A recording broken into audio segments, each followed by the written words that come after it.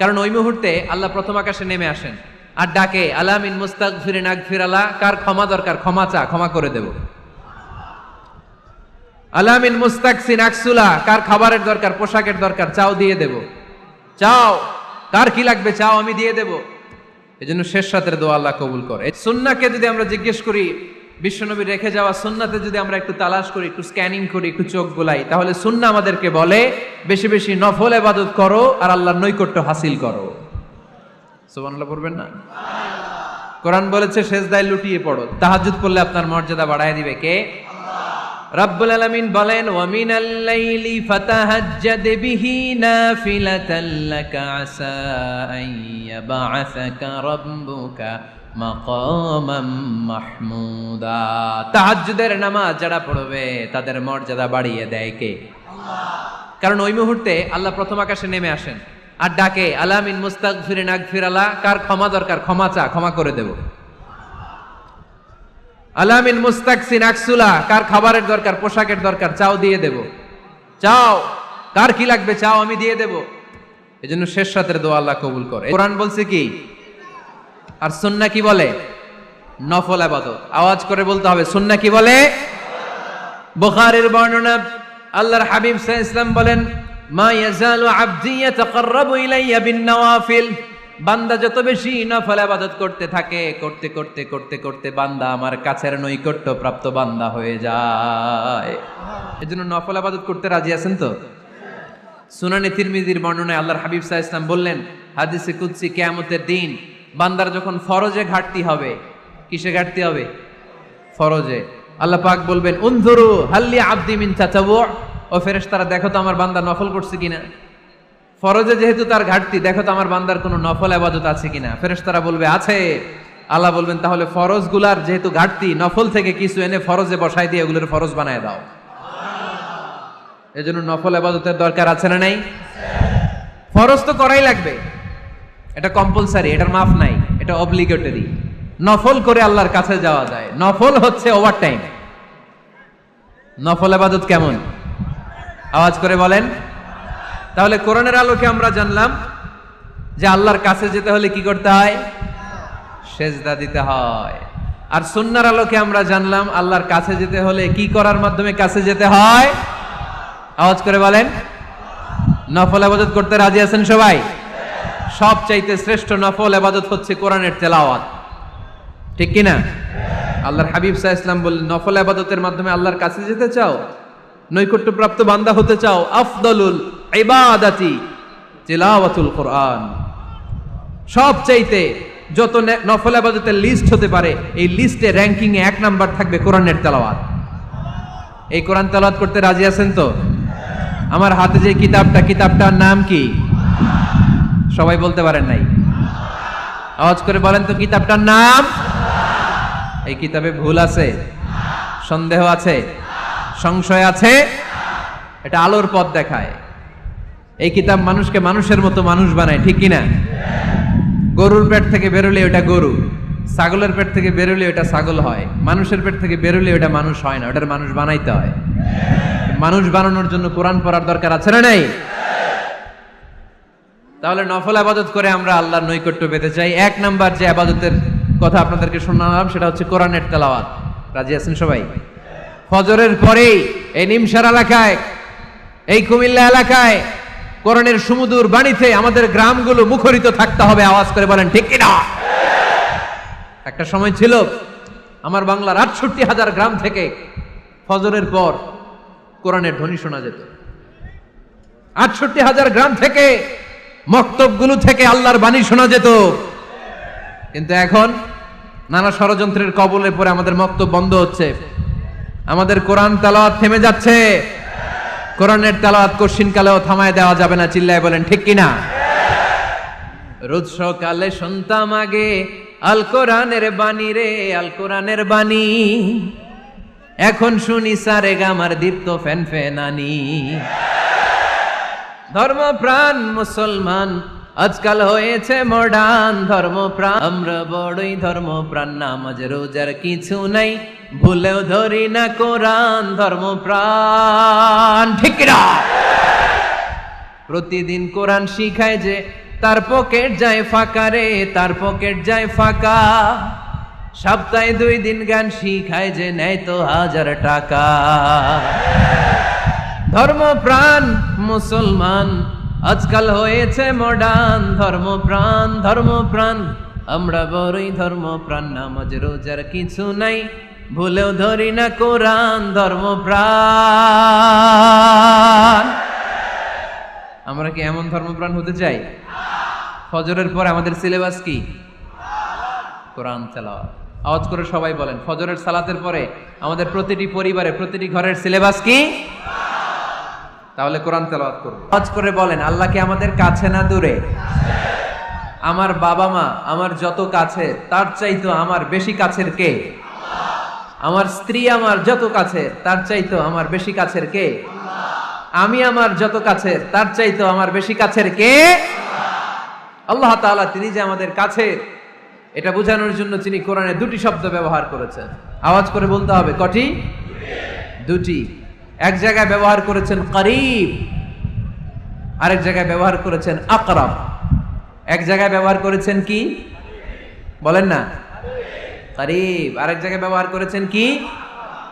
রব্বুল আলামিন বলেন, وَإِذَا سَأَلَكَ عِبَادِي عَنِّي فَإِنِّي قَرِيبٌ أُجِيبُ دَعْوَةَ الدَّاعِ إِذَا دَعَانِ فَلْيَسْتَجِيبُوا لِي وَلْيُؤْمِنُوا بِي لَعَلَّهُمْ يَرْشُدُونَ। রব্বুল আলামিন বলেন, নবী হে, আমার বান্দারা যখন তোমাকে জিজ্ঞেস করে আমি কোথায়, তুমি বলে দাও ইন্নী করিব, আমি কাছে। আল্লাহু আকবার। তিনি কাছে। আল্লাহর হাবিব সাল্লাল্লাহু আলাইহি ওয়াসাল্লামকে আল্লাহ কমান্ড দিলেন, আপনি বলে দেন যখনই উম্মতেরা জিজ্ঞেস করবে আল্লাহ কোথায়, আমি কোথায়, আপনি বলে দেন ফাইন্নী করিব, আমি কাছে। আরেক জায়গায় আল্লাহ ব্যবহার করলেন আকরাব, কাছে না।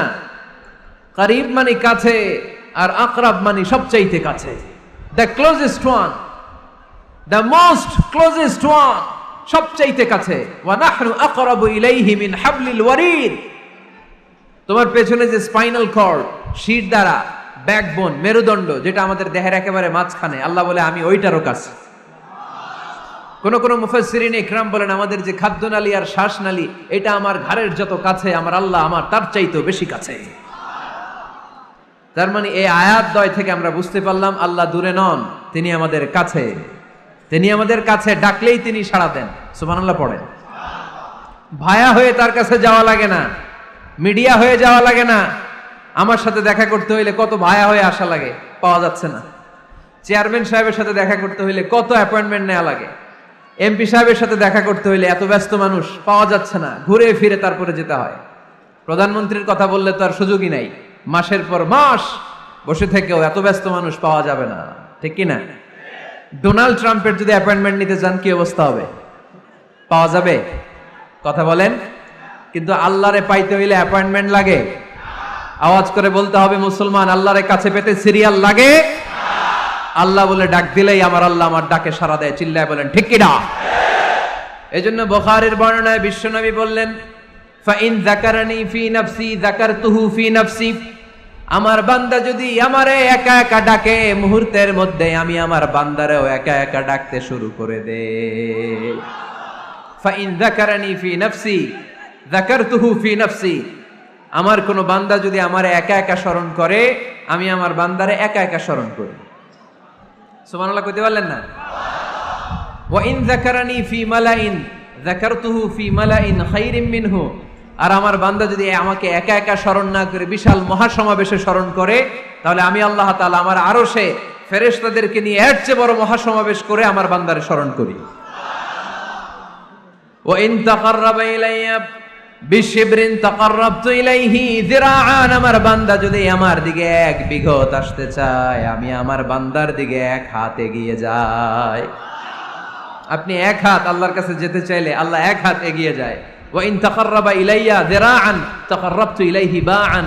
আমার কোন বান্দা যদি আমার দিকে 1 হাত এগিয়ে আসে, আমি আমার বান্দার দিকে 2 হাত এগিয়ে যাই। ওয়া ইন আতানি ইয়ামশি আতাইতুহু হারওয়ালা। আমার বান্দা যদি আমার দিকে হেঁটে হেঁটে আসতে, কাছে যাওয়ার জন্য দৌড়ে দৌড়ে ছুটে যায়। এজন্য আওয়াজ করে বলতে হবে, আল্লাহ কাছে না দূরে? আরো জোরে, কাছে না দূরে? দ্য মোস্ট ক্লোজেস্ট ওয়ান, সবচাইতে কাছে। চাইলেই আমরা আল্লাহর কাছে যেতে পারি। তাই আজকের এই চমৎকার দুপুরে আমরা জেনে যাওয়ার চেষ্টা করব কিভাবে আমরা আল্লাহর কাছের হতে পারি, কি করে আল্লাহর নৈকট্য পেতে পারি, কি করে আল্লাহ তাআলার মুকাররাবিন বান্দাদের অন্তর্ভুক্ত হতে পারি। আল্লাহ আমাদের সবাইকে, এখানে উপস্থিত সবাইকে তোমার নৈকট্য প্রাপ্ত বান্দাদের অন্তর্ভুক্ত করে নাও। তোমার কাছের বান্দাদের তালিকায় আমাদের নামগুলো সেখানে তুমি তুলে নাও। আমরা যেন এমন কাজ করতে পারি যেই কাজ তোমার কাছের বান্দায় আমাদেরকে রূপান্তরিত করে। আমরা আওয়াজ করে পড়বো আমিন। তাহলে আমরা আল্লাহকে কাছে পেতে চাই, আল্লাহর নৈকট্য পেতে চাই। আমরা আজকে জেনে যেতে চাই কি কাজ করলে আল্লাহর নৈকট্য পাওয়া যায়, কি কাজ করলে আল্লাহর কাছে যাওয়া যায়। দুইটা সোর্স থেকে জানবো। কয়টা সোর্স? এক হচ্ছে কোরআন, আরেক হচ্ছে সুন্নাহ। আওয়াজ করে জবাব দেন, এক হচ্ছে, আরেক হচ্ছে। তো আসেন কোরআনকে আমরা জিজ্ঞেস করি, কোরআন তুমি আমাদেরকে বলো কি করে আমরা আল্লাহর কাছে যেতে পারি, কি করে আমরা আল্লাহর কাছের বান্দা হতে পারি, কি করে আমরা আল্লাহ তাআলার নৈকট্য পেতে পারি। এবার কোরআন আমাদেরকে প্রেসক্রিপশন দিচ্ছে, শোনো, তোমরা যদি আল্লাহর নৈকট্য প্রাপ্ত বান্দা হতে চাও তাহলে সেজদায় লুটিয়ে পড়ো। সুবহানাল্লাহ পড়তে পারলেন না? ওয়াসজুদ ওয়াক্তারিব, ওয়াসজুদ ওয়াক্তারিব।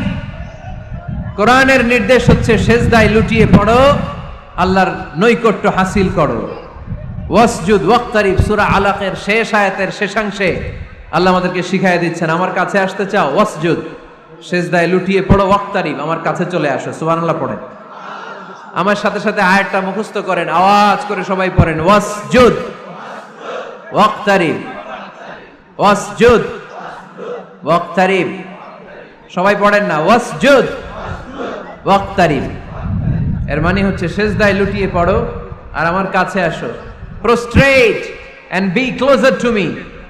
সেজদায় লুটিয়ে পড়ো আর আমার কাছে চলে আসো। সহিহ বুখারীর বর্ণনায়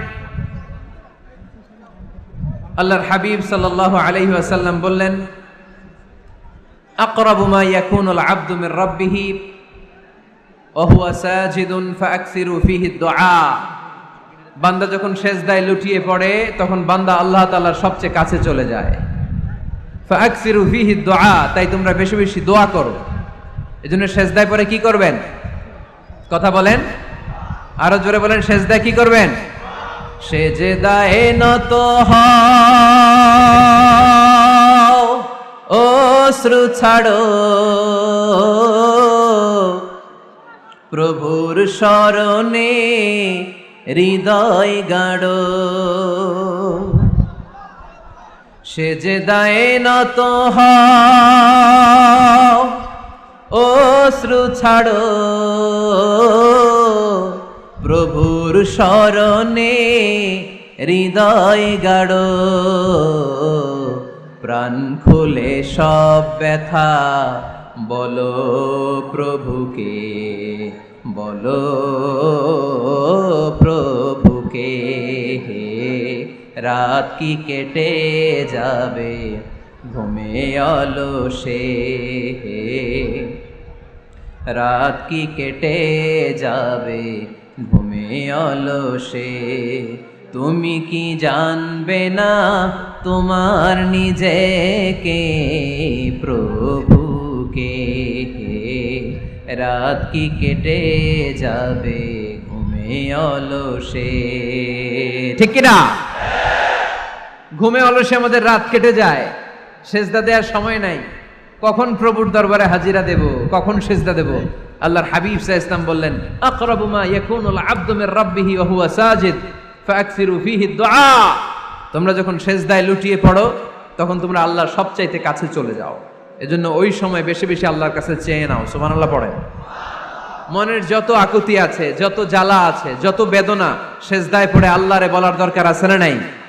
কারণ কেউ যেটা শোনে না, শোনে কে? পরীক্ষায় ভালো করতে চান, সেজদায় লুটিয়ে পড়ে আল্লাহরে বলেন। নেককার স্ত্রী চান, সেজদায় পড়ে আল্লাহরে বলেন। নেককার সন্তান চান, সেজদায় লুটিয়ে পড়ে আল্লাহরে বলেন। বিসিএস পরীক্ষায় টিকতে চান, সেজদায় লুটিয়ে পড়ে আল্লাহকে বলেন, পাসপোর্ট দিয়ে রেখেছেন, ভিসা হয় না, সেজদায় লুটিয়ে পড়ে আল্লাহরে বলেন। মনের যত জ্বালা, যত যন্ত্রণা, যত আকুতি, যত হাহাকার, সেজদায় লুটিয়ে পড়ে আল্লাহরে বলেন। কারণ আল্লাহর দরবার এমন দরবার, এই দরবার থেকে কেউ কোনোদিন খালি হাতে ফিরে না। চিল্লায় বলেন ঠিক কিনা? কেউ ফিরে না খালি হাতে আল্লাহরে তোর দরবারেতে, তাই না? পড়েন সবাই, কেউ ফিরে না। আকরাবু মা ইয়াকুনুল আবদু মির রাব্বিহি ওয়া হুয়া সাজিদ। বান্দা যখন সেজদায় লুটিয়ে পড়ে, বান্দা আল্লাহর সবচাইতে কাছে চলে যায়। এই কথাটা মনে থাকবে আপনাদের সবার। আমরা কখন আল্লাহর সবচেয়ে কাছে যাই? আওয়াজ করে বলেন, যখন আমরা সেজদায় পড়ে থাকি। আপাত দৃষ্টিতে মনে হয় সেজদাটা যখন দেই জায়নামাজের উপরে আমার কপালটা পড়ে, সেজদাটা যখন দেই মসজিদের টাইলসের উপরে আমার সেজদাটা পড়ে, সেজদাটা যখন দেই মনে হয় যে মসজিদের কাপড়ের উপর আমার কপালটা পড়ে। কিন্তু বিশ্বনবী বলেন না, তোমার কপালটা আল্লাহর কুদরতি পায়ের উপরে পড়ে। আকরাবু মা ইয়াকুনুল আবদু মির রাব্বিহি ওয়া হুয়া সাজিদ। বান্দা যখন সেজদায় লুটিয়ে পড়ে, বান্দা আল্লাহর সবচাইতে কাছে চলে যায়। তাহলে কোরআন আমাদেরকে জানালো, যদি আল্লাহর প্রিয় হতে চাও সেজদায় লুটিয়ে পড়ো। আল্লাহর প্রিয় হতে চাইলে কি করব? আওয়াজ করে বলেন, কি করতে হবে? আল্লাহর হাবিব সাল্লাল্লাহু আলাইহি ওয়াসাল্লাম লম্বা সময় ধরে রাতে সেজদায় পড়ে থাকতেন। আল্লাহর হাবিব সাল্লাল্লাহু আলাইহি ওয়াসাল্লামের সাহাবারা সব সময় লম্বা লম্বা রুকু দিতেন, লম্বা লম্বা সেজদা দিতেন। কিন্তু আমরা রুকুর মধ্যে তাড়াহুড়ো করি, সেজদা দিতে যে তাড়াহুড়ো করি, এরকম আছে না? নাই। নিমসার এলাকায় এরকম কেউ নাই আলহামদুলিল্লাহ। আপনারা তাড়াহুড়ো করেন? করবেন না আমার ভাইয়েরা। There is no rushing in সালাহ। সালাতে তাড়াহুড়ো নেই। There is no hastiness in সালাহ। সালাতে কোনো তাড়াহুড়ো নেই। সল্লু সালাতান মুআদ্দি'। এমন ভাবে নামাজে দাঁড়াবেন মনে করবেন এটাই হতে পারে আমার জীবনের শেষ নামাজ, ঠিক কি না? Perform the salah as if this is your last and final prayer. এমন ভাবে মুসল্লায় দাঁড়ান মনে করেন এটাই হতে পারে জীবনের শেষ নামাজ। This is my last chance. এখন বাজে 3:30। কেউ যদি বলে আসরের যে নামাজটা পড়বেন এটাই আপনার জীবনের শেষ নামাজ, ওই নামাজ আপনি তাড়াহুড়া করবেন? কথা বলেন।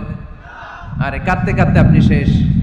এত সুন্দর ওযু বানাবেন, এত সুন্দর আতর মেখে জায়নামাজ বিছিয়ে পাঞ্জাবিটা পরে আপনি নামাজে দাঁড়াবেন। রুকুতে কি সুন্দর রুকু করবেন, লম্বা সময় সেজদা করে চোখের পানি দিয়ে তো সেদিন আপনার জায়নামাজ আপনি ভিজিয়ে দিবেন, ঠিক কি না? কেন এমনটা করবেন? কারণ আপনি জেনে গিয়েছেন এটাই আমার শেষ নামাজ, তাই না? তো প্রতিটা নামাজের সময় এই জিনিসটা ভাবলে সমস্যা কোথায়? আমরা যে আরো আধা ঘন্টা এখানকার সবাই বেঁচে থাকবো কোনো গ্যারান্টি আছে? আরো 10 মিনিট হায়াত পাবো, গ্যারান্টি? 5 মিনিট, 2 মিনিট, শ্বাস যেটা নিলাম, ব্রেথ ইন করলাম, এটার ব্রেথ আউট করতে পারবো, কোনো গ্যারান্টি আছে? তো প্রতিটা সালাতের মুসল্লায় যখন দাঁড়াই এই চিন্তাটা আমাদের মাথায় আসে না কেন যে এটাই আমার শেষ নামাজ? সল্লু সালাতান মুআদ্দি'। আমার প্রিয় কুমিল্লাবাসী ভাইয়েরা, যখনই নামাজে আমরা দাঁড়াবো আমরা ভাববো হতে পারে এটাই আমার জীবনের শেষ নামাজ। এটাই জীবনের, ভাবা যাবে? আর লম্বা চূড়া রুকু করবেন, লম্বা সেজদা করবেন, রুকুতে পিঠটা সোজা রাখবেন। আল্লাহর হাবিব সাল্লাল্লাহু আলাইহি ওয়াসাল্লাম যখন রুকু করতেন পিঠটা থাকতো স্ট্রেট ফরওয়ার্ড, বাঁকাও না উঁচুও না। ওয়াকানা বাইনা যালিক। সাহাবারা বলতেন আল্লাহর হাবিব সাল্লাল্লাহু আলাইহি ওয়াসাল্লামের রুকুর পিঠের উপরে পানি ভর্তি কোনো গ্লাস রেখে দিলে গ্লাসটাও কাঁপবে না, পানিটাও পড়বে না। তার মানে বাঁকা ছিল পিঠ, তাই না? কি ছিল? সোজা। আবার আল্লাহর হাবিব সাল্লাল্লাহু আলাইহি ওয়াসাল্লাম বললেন সবচেয়ে বড় চোর যে নামাজে চুরি করে। সাহাবারা বললেন কাইফা ইয়াসরিকু ফিস সালাহ, নামাজে কেমনে চুরি করে? আল্লাহর হাবিব সাল্লাল্লাহু আলাইহি ওয়াসাল্লাম বললেন ইয়াসরিকু ফি রুকুইহি ওয়া সুজুদিহি, রুকু সেজদায় চুরি করে। এরকম নামাজ চোর আছে না নাই? রুকু থেকে সোজা হয়ে দাঁড়িয়ে কয়েক সেকেন্ড আপনি রিল্যাক্স করবেন। প্রথম সেজদা দিয়ে আপনি সোজা হয়ে বসে কয়েক সেকেন্ড রিল্যাক্স করবেন। কি করবেন? রিল্যাক্স। আওয়াজ করে পড়েন সবাই, রিল্যাক্স। নামাজে তাড়াহুড়ো নাই, সালাত হচ্ছে মেডিটেশন, রিল্যাক্স। এক সেজদা দিয়ে বসে আপনি রিল্যাক্স করবেন ধীরস্থির ভাবে, এরপরে দ্বিতীয় সেজদায় যাবেন। অনেকে সেজদা প্রথমটা দিয়ে কোন রকম মাথাটা তুইলেই আবার সেজদায় দৌড় মারে, আছে না নাই?